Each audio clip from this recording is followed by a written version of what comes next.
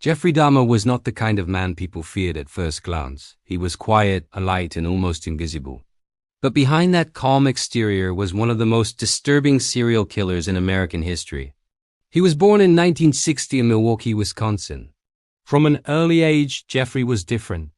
He was withdrawn, socially isolated, and emotionally detached.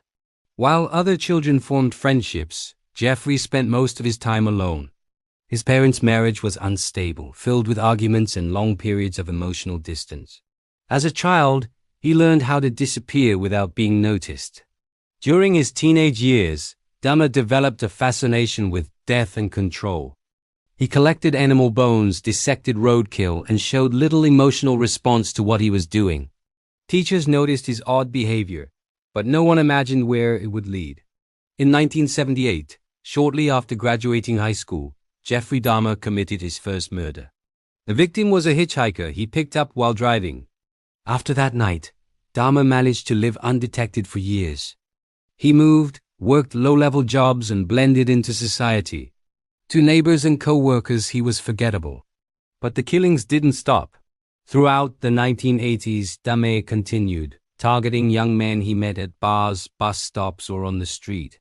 His method relied on manipulation and trust rather than force. He appeared harmless. That was his greatest weapon.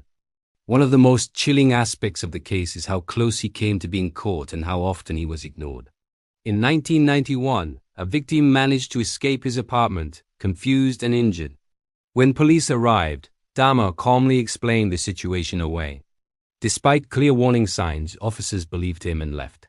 The victim was returned to him. That decision would later become one of the most criticized failures in police history. Inside his apartment, Dahmer lived a double life. By day, he was a quiet tenant.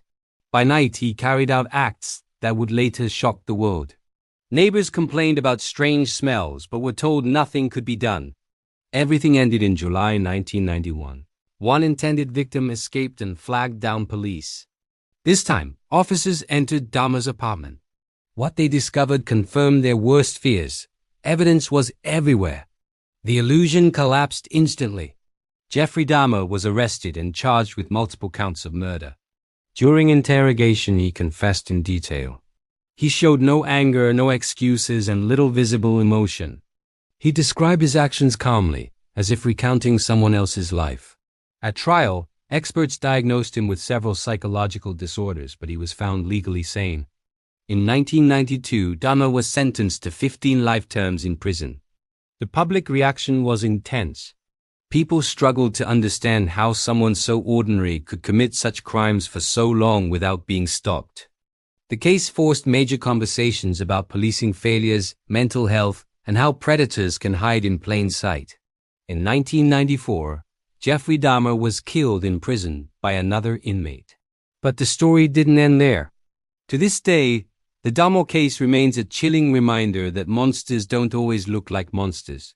Sometimes they are quiet. Sometimes they are polite. And sometimes they are ignored until it's too late. This story is told not to glorify evil, but to understand it. Because understanding how these crimes happen is the first step toward preventing them from happening again.